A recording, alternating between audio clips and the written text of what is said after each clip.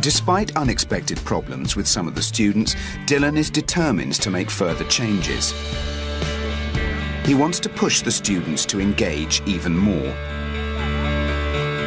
What I want to tackle next is an obsession that is affecting practically every single school in the country, and it's having the effect of lowering the achievement of our students. That obsession is grades. There you go, right here. It is. You got 4 Bs, so well done. Oh my god! Oh my god! 5A! A 4C? In Year 8, 4 is an average grade, 5 is good, and 6 is excellent. Emily, 6A, fantastic, well done. 6A. I am good. What'd you get? 4A. I got 6C. What'd you get? 5C. Dylan believes that while a bit of competition can be good, when there's a big gap between the high and low performers, the lower ones just give up. What did you get? I got a 4C because she thinks I copied it from the internet. Sid doesn't like grades. What you get normally is you get all the people who have seen their grade and they've got like a 6 or something. They're always looking round and asking other people, what grade did you get? And I think it's partly because I want to like raise their own self-confidence, sort of, to think, oh yeah, I got better than everyone else.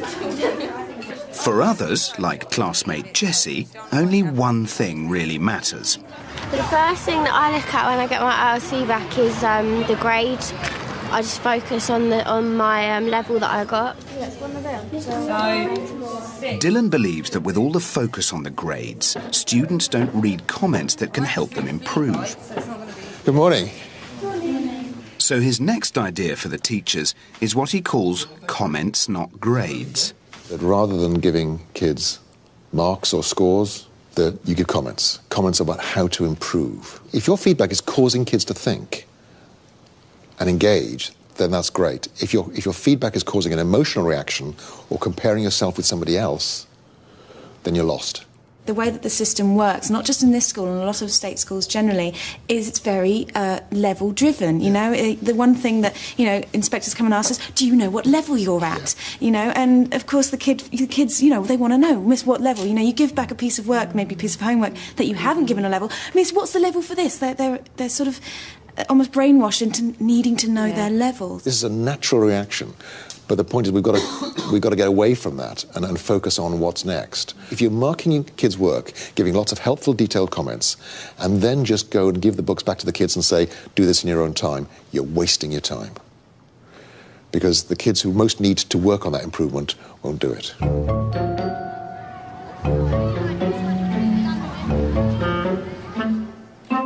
It's Wednesday afternoon, and citizenship teacher Mr. Duval is the first to try comments, not grades. OK, so can you walk in silently? OK, Sid and Jade, can you hand the books out, please? Right, I've been marking them the last few days, and I've done something slightly different, OK? You can read through it. I want you to look at my comments, but there's something else that's slightly different. So that's yours back. OK. I'll explain to you in a minute. It's Lydia. OK, as soon as you get your ILC, OK, I want you to have a read through. Where's the grade? We don't get a level. You won't be getting your grade today, OK? Why won't we be getting it? That's the only reason I've done it. What I'd like you to do, I basically want to concentrate on the comments and not the grades, because I feel you can improve if you read my comments. Only reading the comments doesn't have the desired effect. Jessie is not pleased at all. Stop drawing, Harry. You got a question to ask me? It says that I have a lack of effort. Why do you think? What's the lack of effort? What activity was that for? I put loads of effort into it. OK. Oh, I don't care. Right. Don't laugh. So it's not a great attitude to have. You've asked Sir why you're lacking in effort. I explained to you exactly what you're lacking. So then you put on this I don't care attitude. I'm not lacking effort, that's what I'm saying, so but don't put it on my work. I suggest otherwise that you are. Because it's confusing.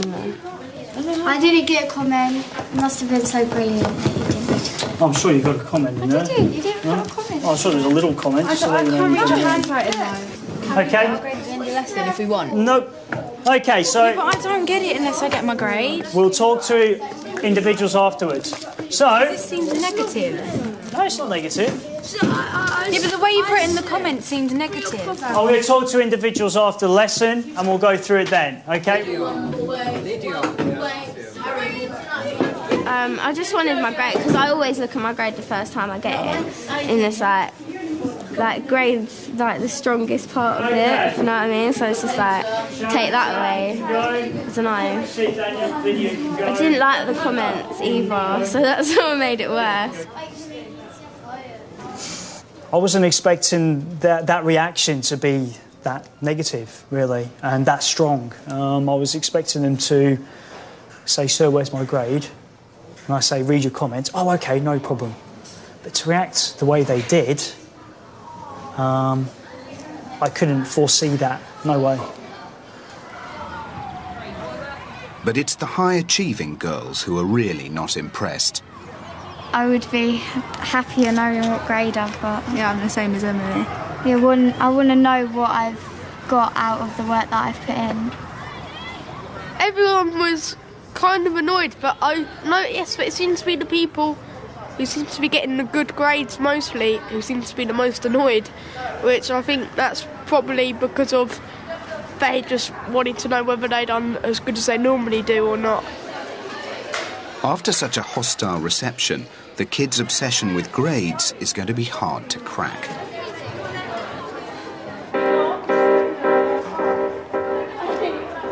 Miss Obi decides to give the cups a go.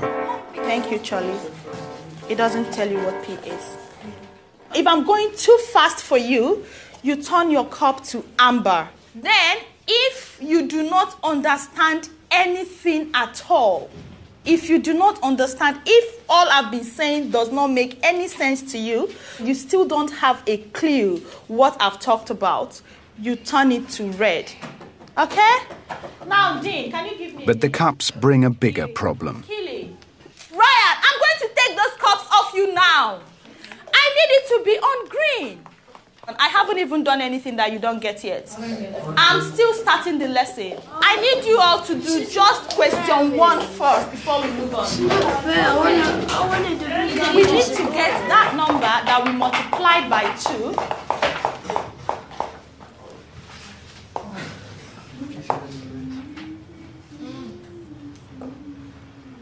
The students send Miss Obi a clear message.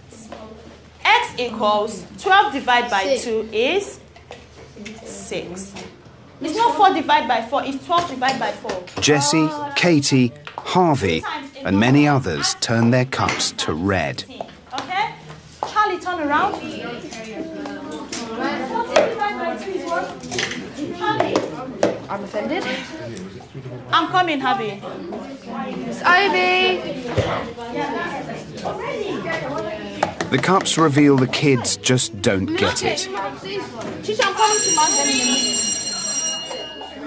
Dylan decides it's time to have an honest conversation with Miss Obi. Yeah, so how do you think that went? Not very well. No. Because they kept playing with the cups.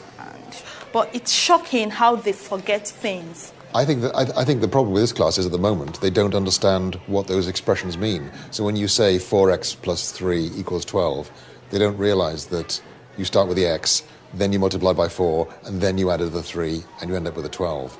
I don't think they understand the order of the operations well enough, which is why they're struggling. So... Okay, I don't know. The thing is, if each time you do something new, they struggle...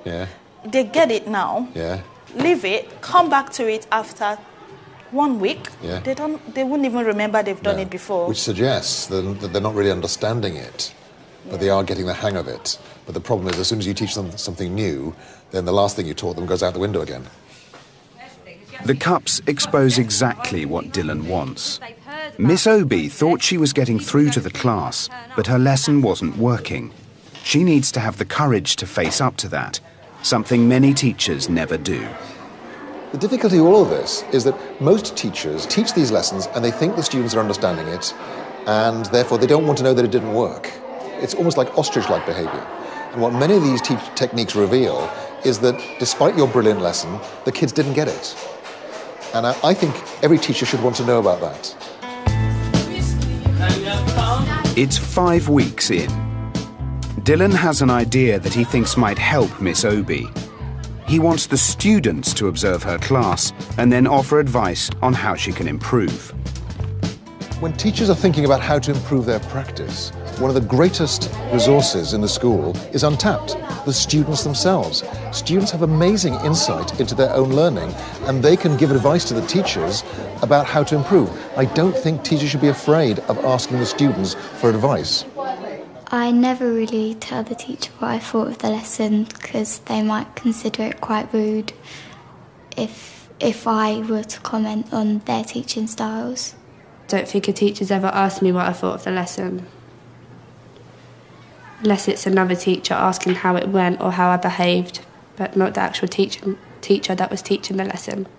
Teachers never ask me what I thought of a lesson, and I think that's quite bad really, because we're students and the only people who know about how good a lesson was is us, not people who write books about how to make lessons, not the government. It's just the students. The idea is controversial. Some believe it undermines the professionalism and authority of teachers. But Dylan thinks that if it's done properly, it can be a win-win situation. Miss Obi is up for having a go. If you've done something wrong and someone tells you about that in a very good and professional manner and offers help on ways to improve your practice, I think it's a very good idea, and I love it so much because I always love to learn from my mistakes. That's how you sound. Dylan chooses several students, including Sid and Katie, for student observer training. So you've got to be really professional because the teacher has to trust you and has to trust what you've got to say. Okay? They learn how to analyse a lesson, examine how much learning takes place, and give constructive criticism without getting personal. You need respect, because if you haven't got respect for someone, then you can't really give good feedback about them. And honesty, because if you're not honest with the feedback, then there's really no point of giving feedback, because the point of this is to actually tell it like it is. Brilliant. Okay, fantastic. So when you have your first meeting with them, you can share sort of what you looked at in this training. Sid and Katie meet with Miss Obi to find out what areas she wants them to consider. I would like you guys to observe if I give the students enough waiting time to give me a response from the question I've asked. The next thing is the pace of the lesson. And the last one is behavior, obviously. You know this must always come up, isn't it? Yeah. So behavior. For Katie, it's a very new experience. Having struggled in maths, she is now in a position to advise Miss Obi. Or maybe like it by your teacher you take. It is a responsibility, but then it's a privilege as well for us to be chosen out of the whole form.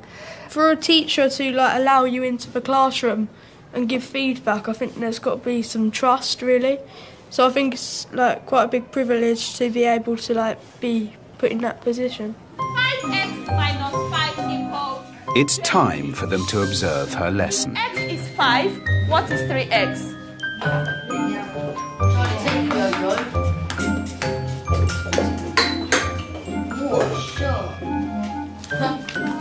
Jamie, have you completed another one?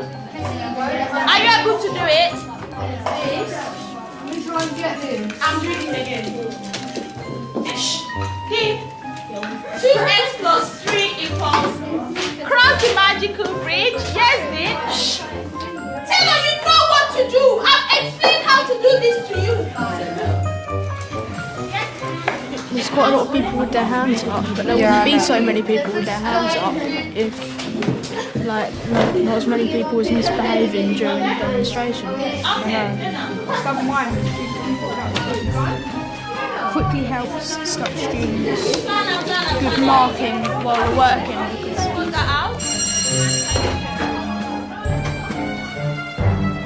2 days later, they're ready to face Miss Obi.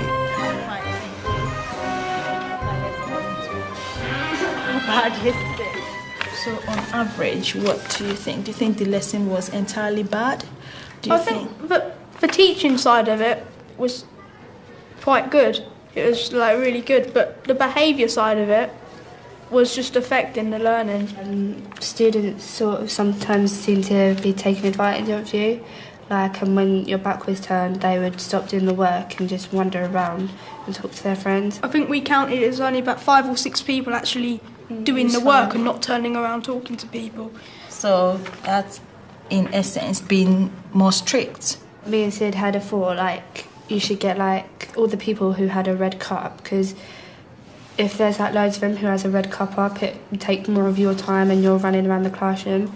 Me and Sid thought, you should get them into a group and explain it with all of them at one time. Okay, that's fine. Thank you. We thought it went quite well, the interview. I think that she took on board the feedback quite well. What do you think? Yeah, I agree with Sid. She seemed to take in everything that we said. I think it must be quite hard to be a teacher because you've got all these things that you've got to keep on top of, do people not understand the work? Are you praising enough people? Are people being silly and not doing it at all? Now I have realised how hard it is and how much work Miss goes through to do all the lessons plus deal with all the students. So I think I will think twice about my behaviour now. I think they were very, very constructive in their feedback. They've really put in so much effort into this, and it's really, really useful because they obviously saw everything that happened in the lessons.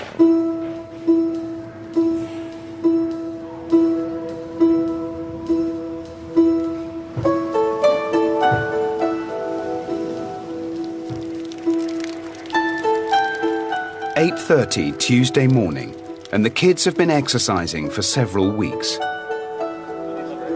The last time Dylan came this early, the sports hall was deserted. Now he's back to see if things have improved. Before, the teachers were driving the sessions and the kids were lagging behind. This time, Dylan finds that everyone has a heart rate monitor and a logbook.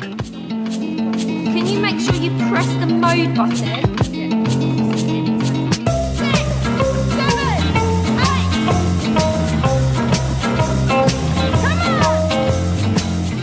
8. The daily exercise has posed some practical challenges, from fitting more PE into a busy timetable to getting 24 students into kit day after day.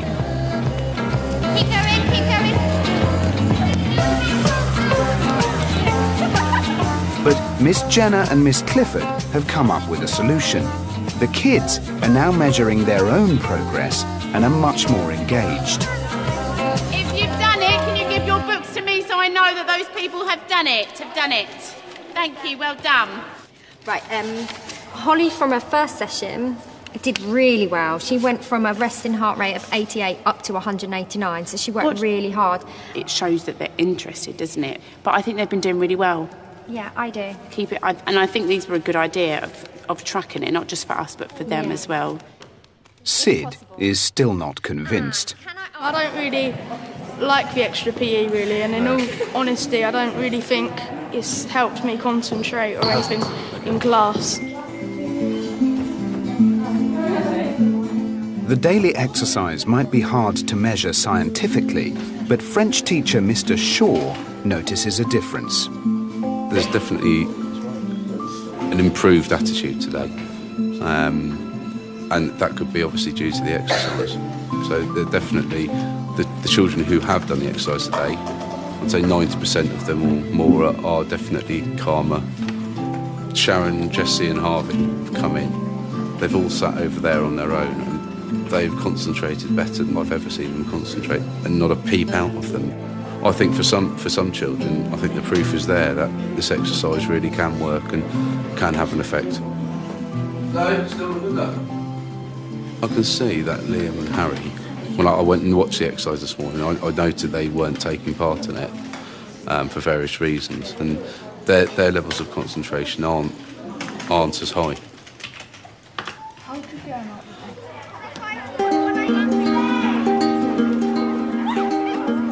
Halfway through the term, and the atmosphere in Miss Obi's class has changed. Have you corrected all of them? Excellent.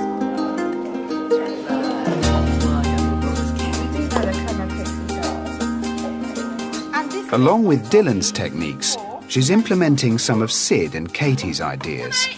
If you're red, can I ask you to come forward, please? This face is made of rectangle. What is the length and the width of that rectangle? This one?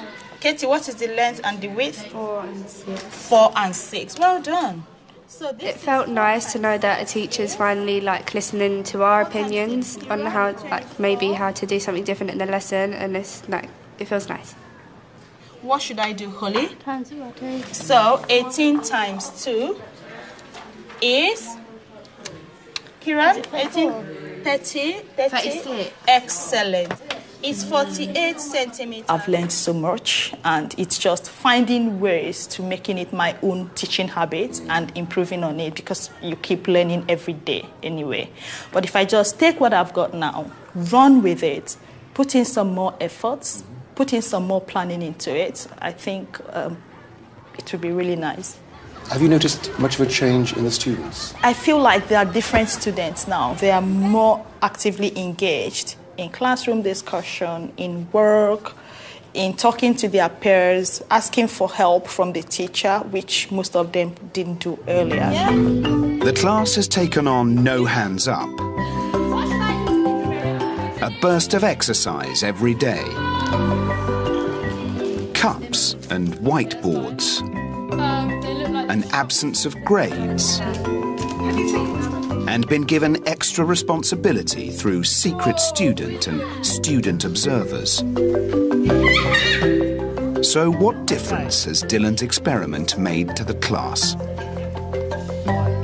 I certainly think that in terms of their classroom participation, it's been amazing. And I think I'd go as far as to say I think they enjoy being in the classroom more. HJ probably have made more progress, probably because I find their behaviour a lot better than the other Year 8 classes since sort of Easter, so that just makes learning and teaching a lot easier. I think the confidence in being able to give answers, particularly those who were refrained from answering questions, I noticed there's more confidence in what they're saying. Also, just the fact they're willing to have a go. There's that element of the unit, and I think that's what in some ways the techniques really brought out, especially like, you know, secret student, you know, the sticks things. It's this idea of we're not just an individual in a class, we're a class as a whole, and we need to work as a whole. I think that really did bring them together. What does it feel like to be in your classroom? It just feels like a happy environment, like for people to work in. And is that different from how it used to be? Yeah, it was. It was just like plain some people talking at the back. I think it's better now because you appreciate that other people need the chance to talk as well, because usually it was me and Emily, we were talking all the time, always putting our hands up, but now we give other people a chance, so I think it's good for them. I've realised that everyone else learns more through this way, and because they struggled learning the other way, that it's better because everyone gets to learn more, not just the people that learn easier or find it easier to remember things and get higher grades. It's that everyone learns more. But did the experiment have any effect on the students' academic achievement? Dylan examines the results for English, Maths and Science for all of the Year 8 classes going back to the start of the school year. He analyses the data and discovers in science there's no difference.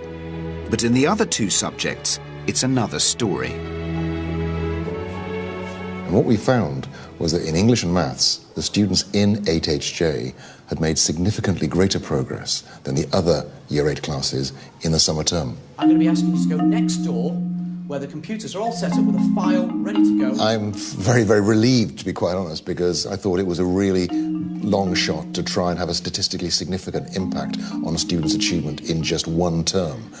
But we've done it. We've actually made a difference to these students' achievement in English and maths, two of the hardest subjects, to actually change things quickly. In fact, according to the teachers' assessments, the class learned twice as much in the summer term as they would have expected. But it's not just Emily and Chloe's behaviour Dylan wants to tackle. He thinks the entire class can be better behaved. So, he's introducing a technique called Secret Student. Will you get that for me tomorrow? It's based on a concept Dylan discovered while doing research in an American middle school. The idea is to make students more responsible for their own behaviour by using peer pressure and positive reinforcement.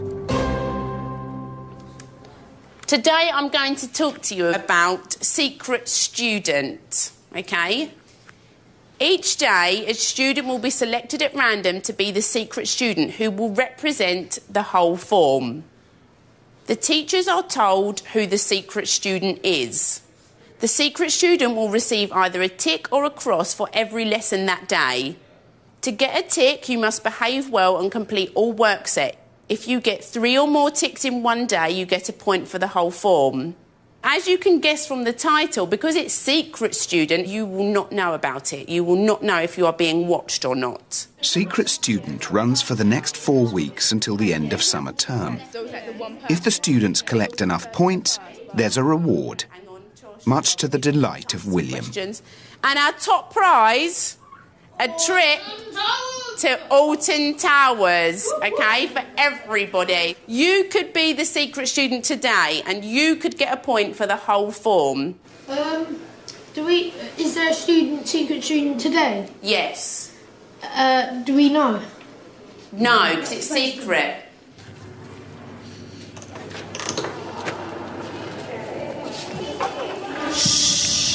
I know that you're going to want to know the result of our secret student yesterday because it was our first day, and I'm a bit disappointed to tell you that actually we didn't get a point yesterday, but we were really, really close, but unfortunately we didn't get a point. What was our behaviour like yesterday? Be honest. Josh? Loud and chatty. So loud and a bit chatty. So if whoever it was, it might have been because everyone was a bit loud and chatty. And remember, though, because it can be any single one of you, you all need to make sure that you are not talking. Because Secret Student is about positive reinforcement, Miss Jenner only reveals the name when the secret student gets a point. So, on Thursday, the secret student for our form did receive a point. Secret Student is now in its 2nd week. And on Friday, we also got another point, and the secret student was Jack. So can you please give Sabrina and Jack a big round of applause? Excellent. The class pulls together and get a point on every single day. The teachers also get into the swing of it. Katie, are you the secret student? Are you letting your class down at this moment? Question. At first, I did think it was a little patronising, a bit, is this really right for a secondary school? But in actual fact, yeah, they have responded to it. I mean, the response that when I put up the slide, they immediately went, Katie? There's one famous advert said, it could be you. Can I just remind you, Year 8s? Can I remind you about your secret students? One of you in here is the secret student today. I definitely noticed that when I mentioned and reminded them about the secret student, it did have an impact. When I said it again, it brought them down. So the more times I say it, probably the more it'll work. It's more just a case of at what point in the lessons I actually want to bring them all to attention and speak to them. Who am I waiting for? I certainly hope it's not the secret student, that's for sure. I think it does work as a class as a whole.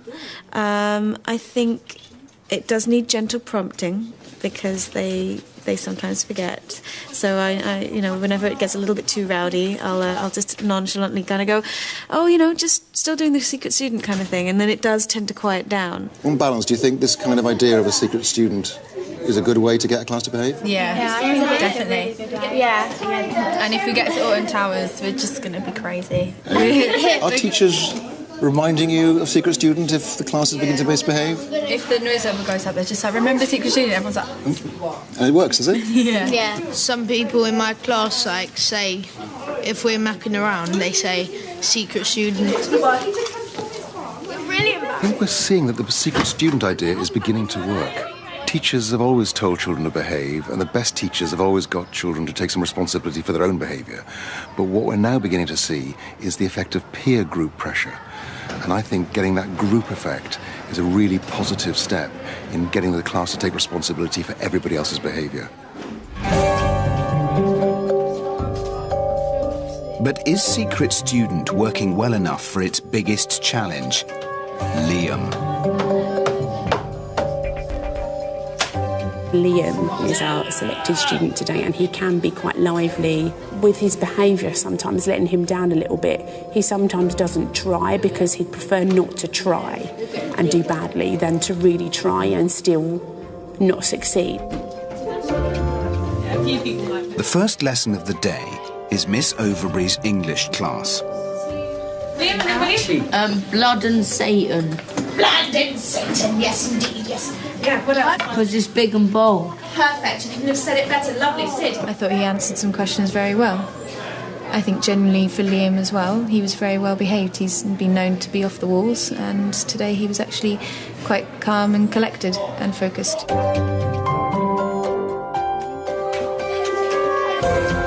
But can Liam keep up the good work in Mr. Wieracone's science lab? It's a nunchuck. Lim, despite to him. It's cold. Like wrinkly. No, what does it do? Have a guess. Nothing, it's dead. No, but what would it have done? What? No. There are just a couple of lessons left for Liam to get things back on track. This way. The following day, Miss Jenner tracks down Liam with some news. This way. I don't know if you've heard, but you're actually our secret student on Monday, okay? And you got us a point for the form, okay? So well done, that was really good. I was biting my nail, was worrying which way it was going to go, and I think we were really pleased that it went a positive way, because I think that's a really good thing for you, that it's a point, and that I got to share that with the whole form, that you got us a point, because I know sometimes our behaviour has been a little bit wobbly recently, hasn't it? Keep doing the things that you know that you did to get those ticks. Think about why it might have been really close, okay? Go and enjoy the rest of your lesson. See you later.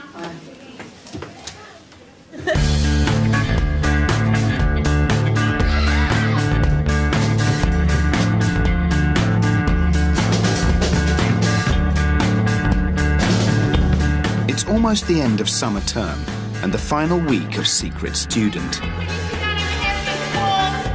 The class is just 2 points away from the top prize of a trip to Alton Towers. Miss Jenner rallies the troops. Sharon, boys, bottoms, floor. We must make sure that we stay focused. We keep thinking about secret student, and that we make sure that we get those, at least those last 2 points, to ensure that we get that top prize. You might be lazy, William, and then you might not end up getting a point at all. OK, let's get ourselves changed, please. Remember, you could be secret student today. There's another result as Secret Student comes to an end. You did get a point on Tuesday. You also got a point on Wednesday. And you got a point today, so you got 21 points.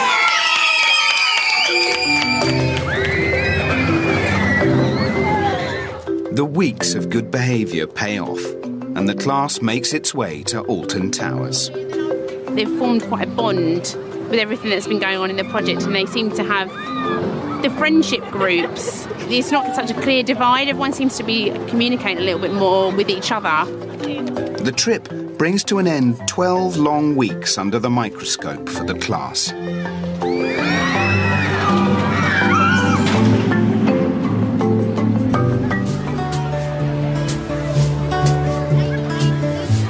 This is where the experiment takes place.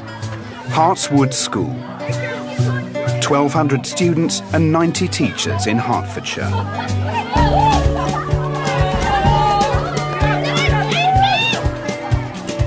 It's a typical comprehensive, one of over 4,000 across the country. Blazer. Put your shirt in, please, thank you. Over the summer term, Dylan will try to increase engagement and ultimately raise academic achievement. It's the first chance he's had to test these theories together on one class. It's going to be difficult for the teachers, it's going to be difficult for the students, but I think it's going to be one of the really important things that we do to create classrooms in which every student is expected to participate and to engage and to learn. We hope that we'll have changed all students to believe that effort leads to success. Smart is not something you are, smart is something you get. Dylan is one of the most respected education advisors in the country. He has pioneered research on how to improve teaching and boost student engagement. Okay, so all eyes this way. Holly, can I see your eyes, please? Harvey, excellent. This class of 12 to 13-year-olds is Dylan's testing ground. Their form teacher is Miss Jenner. Have you given your opinion back on those? What lessons are we going to be doing? Okay, you're going to be doing geography with Miss Pellett, history with Miss Shepherd, and English with Miss Overbury. Okay? So Sharon, here we go. It's a mixed ability class.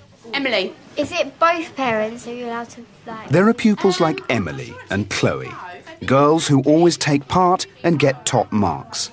I do enjoy school, but sometimes it does have its down points. Normally, I want to move on, but I don't get the chance to because the teacher has to work with the lowest possible student in the class, so we can all move on together. Both Emily and Chloe are in the school's Gifted and Talented programme. Well, and trying lots of different things. Kids like Jessie and Katie find it more difficult to concentrate in lessons. 9 hours of school. The teachers have to work hard to keep them motivated. The thing that makes me misbehave or like not listen is again when I'm struggling and I feel like the teacher can't help me, I'll just decide not to do the work. There's no point. I mostly like practical lessons because practical lessons you're like proper hands-on and it's just like enjoyable, so it's not boring. Then there are students like Sid. Sid, who are you going to bring? He's not crazy about maths and English and doesn't always choose to take part. At the beginning of the day, I feel a bit worried about coming into school and I dread it because I know it's just another 5 hours of the day, which I think is wasted, and you'll only learn like one thing a week really that you'll actually remember. Yeah, take 2:30 away from 9. Mixed ability classes are common in many comprehensives. That creates a challenge. The teachers have to keep the brighter ones interested, but also meet the needs of the other students. Because you said before, please, could you write your names on them and I will collect them now. Emily. Fed 1,000. Yeah, fed the 5,000. Any other? I try to put my hand up quite a lot because I feel like I'm getting more involved in the lesson. I think the smart people put their hands up when a teacher asks the question because most of the time they know what they're doing. And like the shy people tend to sort of stay out of that. Sid and Katie aren't as keen to volunteer. I put my hand up in class when I feel like I've got the right answer, but I don't do it as often as the other students because there's only a few lessons that I think I'm quite good at. Okay, whether it was a lovely picture of maybe that girl... I put my hand up in class when I feel that I'm 100% confident that I've got the right answer, because if I'm not 100% confident, I feel like everyone would laugh if I got the wrong answer. Even though that's not the case really, that's just what I feel and that's to do with my confidence.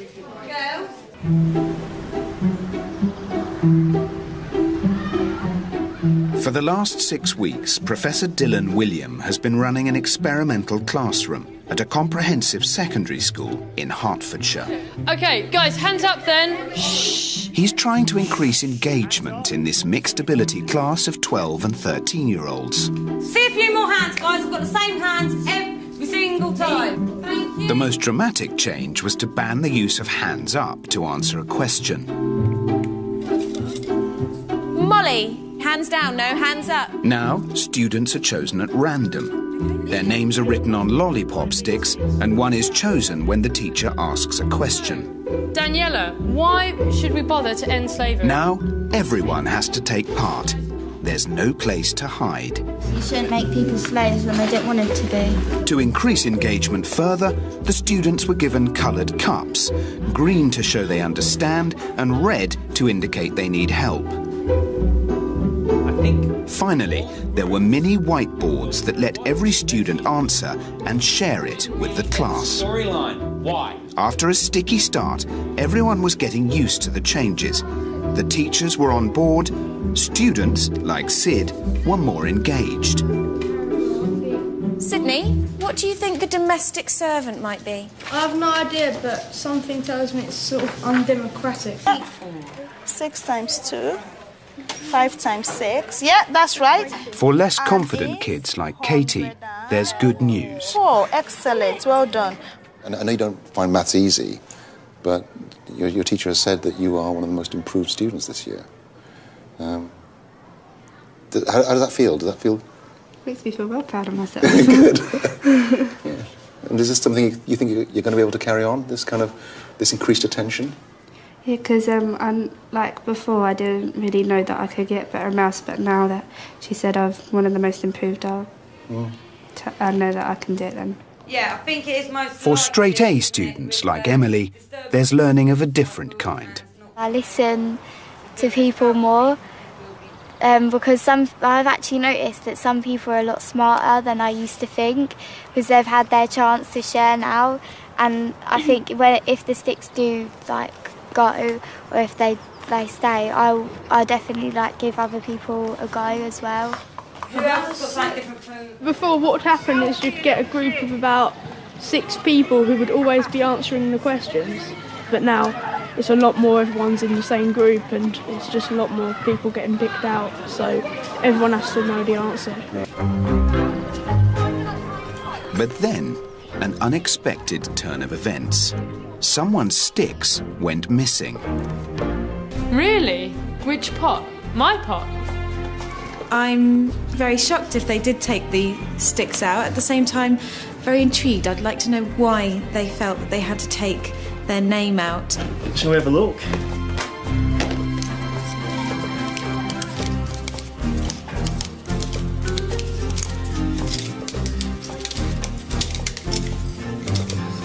Katie.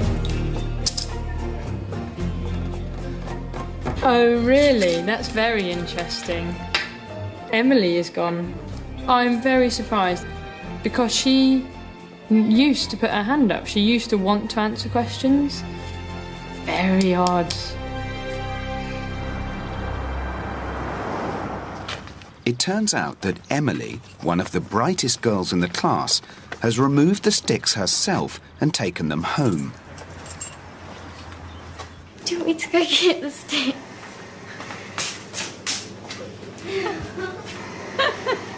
You know what's going to happen now? The teacher's going to have to check every morning and everybody's name is in there.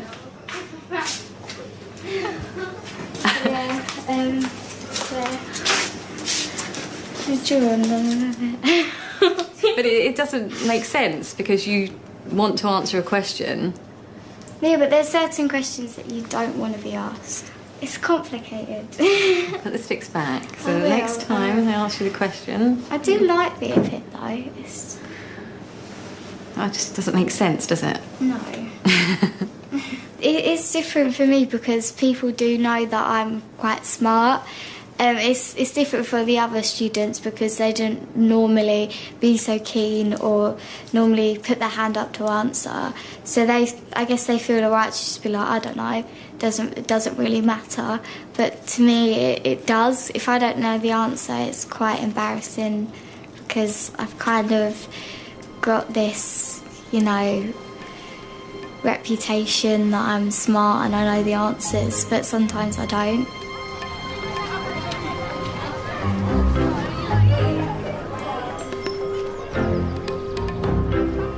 But it's not just Emily. Hi. Sticks are also missing for Daniela and Chloe, Emily's friend and another of the class's top students. I heard something that I've never heard before, which was that Emily had been taking her lollipop sticks out of the beaker. And we've actually been looking at the lollipop sticks, and we've discovered that some sticks are missing. Right. My English stick actually went missing. I did not take my English stick out. So Miss replaced it with a red pencil. Okay, yeah. What about you, Daniela? I think only my history one's gone. Okay, what happened to that one? I don't know. Oh, okay. You feel a bit intimidated when you get the answer wrong because people will look at you like, no, that's not the right answer, and you're just like, oh, sorry. Like you feel like really sort of ashamed that you don't know the answer. It's not the teachers that make you feel so ashamed. It's just like people looking at you. It can get quite frustrating that when you do know the answer, you never get picked. When you don't know the answer, you usually get picked, and you look like a right idiot just sitting there like, I don't know the answer. What I'm really curious about is that you feel embarrassed about getting things wrong, but this is a school.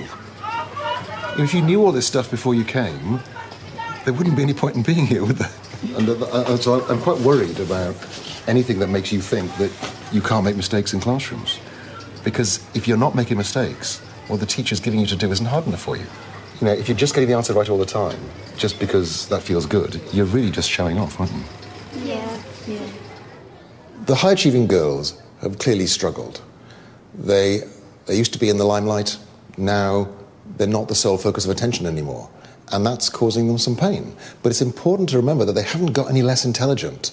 What's happened is the teacher has focused them not on being right all the time, but on how much they're learning in class. And that's an important transition that every kid needs to make.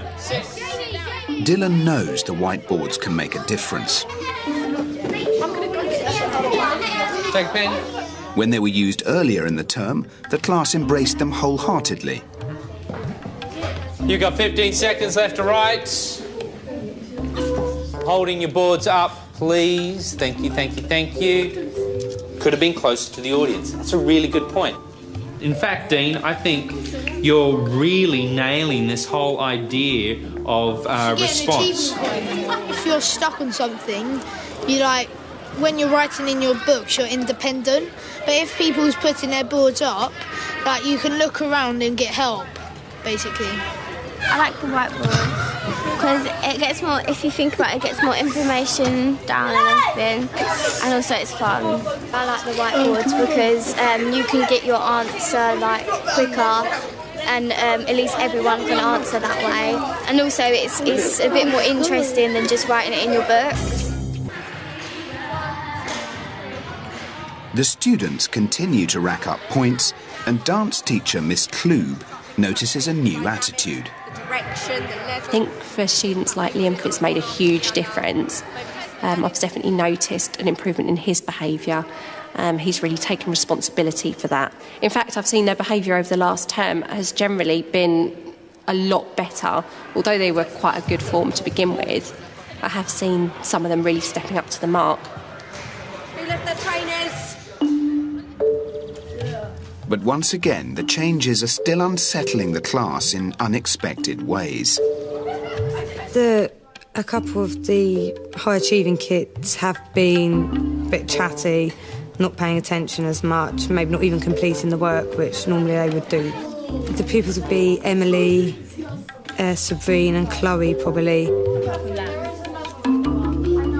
Some pupils have become slightly more disengaged doing lessons, and I seem to think it's the more higher ability kids who used to dominate the class in terms of answering and taking part in everything the teacher was trying to do. Dylan thought the whiteboards would help solve the problem of the brighter kids' behaviour.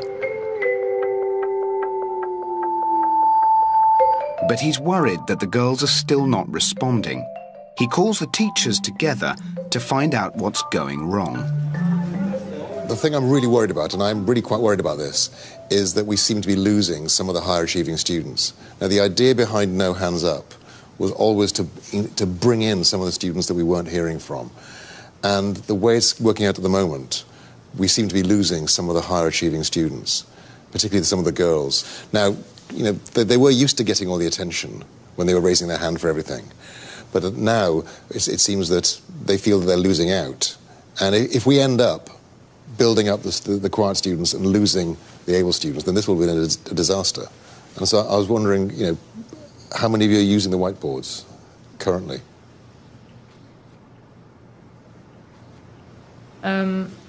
Yeah, and I think the whiteboards are good because it shows everyone's got an answer and it encourages the ones who wouldn't normally put their hand up to do it. Right. What about in geography and? I haven't used the whiteboards yet. I haven't seen them for sort of been on and off recently. Actually seeing them because of the inset days and things. I will try and use them in geography, but it's just been as well using the other techniques. So you don't want to use cups and whiteboards and everything all in one lessons. What about science? I mean, are you using the whiteboards there? No, I haven't used them yet, so I could use them. The principles that these techniques are meant to underpin, finding out whether kids have learned something before you move on, creating engagement for the whole class, those are things that are never going to go away. And I'd be very disappointed if you think that you can go back to teaching the way you were before as soon as I, you know, head off into the sunset. They care very much about showing you that they know. And we have to find a way of letting them show you that they know the answer, but without going back to the bad old days where they were allowed to dominate the classroom conversation. The teachers realise the success of the project now lies with them. Right. I personally haven't used techniques enough to see a increase in the pupil engagement. The problem we were discussing about losing their higher ability kids, maybe introducing whiteboards into the remainder of my lessons, and hopefully they'll be able to express their opinions. And there's been a lot of lessons where, like, the lesson's already planned and it's difficult to try and change the lesson to fit something in it. I definitely want to use the whiteboards more. We have to get the teachers using the mini whiteboards more. And some of the teachers have really embraced this. They're finding a way of really getting to grips with what the students have understood. But other teachers are not yet convinced of their value. And it's partly to do with the fact that they're tired. It's close to the end of term. You know, constantly innovating as we have been through this project is very tiring for the teachers. But nevertheless, if we're going to make this work, we have to find ways of getting every single teacher to make better use of the mini whiteboards. What needs to happen is to stop the teachers like forgetting to use things. They need to be doing it all the time, and I think the only way you can be doing that is if it's the whole school where it's been happening. So stuff like the sticks and everything and all the whiteboards, they ain't just like, oh, it's AHJ, better get the box of whiteboards out. It's out all the time and they do it for every lesson.